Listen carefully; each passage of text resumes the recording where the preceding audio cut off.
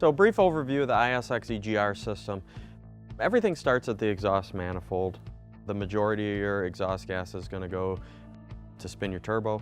But looking at the front side of the manifold, you've got this elbow bend here, and that's going to feed 500–600 degree exhaust gas into your EGR cooler. The EGR cooler has got an inlet here that's going to give you coolant flow through the cooler. And the flow from the coolant is going to come out and back into the block here, where the exhaust gas is going to continue to travel on through this crossover pipe and back over to the EGR valve. EGR valve sits on this side, and that's going to control how much exhaust gas is going to be flowing into the intake.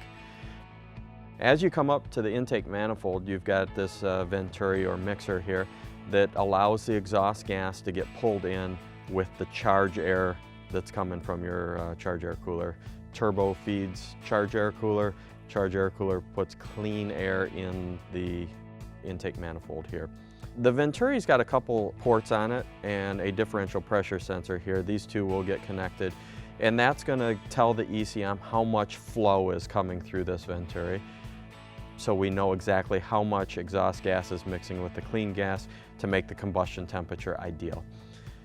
The intake manifold pressure and temperature sensor is located right here, and that's going to check everything out just before it goes into the engine.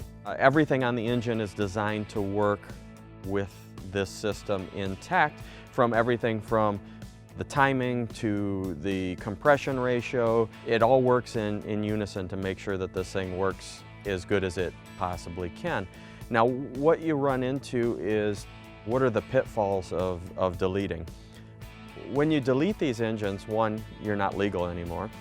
Two, there's only certain states that certain states won't allow you to even run in.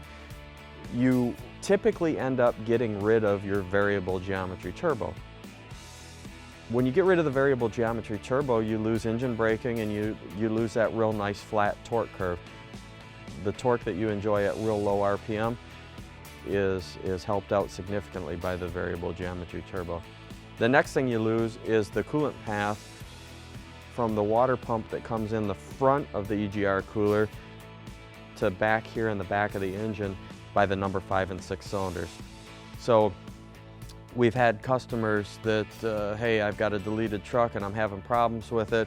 I keep scoring number 6 cylinder. Well, the coolant path from the water pump to the back of the engine without the EGR cooler on there is problematic and will lead to those type of problems.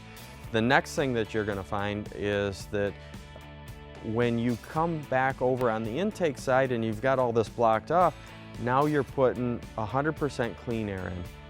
Clean air is good, you make power with it, but what happens is everything else in the engine is designed to work when these two are mixing. When you put clean air in, it burns hotter. So you end up having an engine that has got pistons that are designed to run with the EGR system, and now we're putting all this clean air in, and it's burning very hot compared to what it would be previously. So now you're really having to rely on your EGT gauges to make sure that you're not going to burn this engine down. So combustion temperatures can go anywhere from 500–600, 700 degrees with the EGR. Now we're talking without the EGR, maybe you're running 11, 12, 1300 degrees. You're pushing the limit of what you can withstand within the combustion chamber. That goes from everything from pistons to valves. Do you want to burn the engine up? Most people don't. Now you've got a deleted engine that you saved a few bucks on an EGR cooler, but it cost you a cylinder head, an overhaul kit, and then putting it back together. So those are the real struggles that we're running into with customers in their everyday lives trying to make money.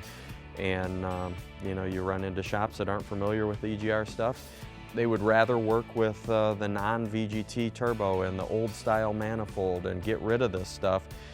It's cheaper in the long run to learn the system than it is to burn up the engine a couple times because we didn't get it nailed down just right.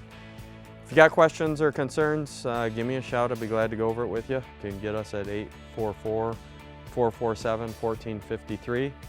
or check us out on the web at www.highwayandheavyparts.com. We'd be glad to help you out.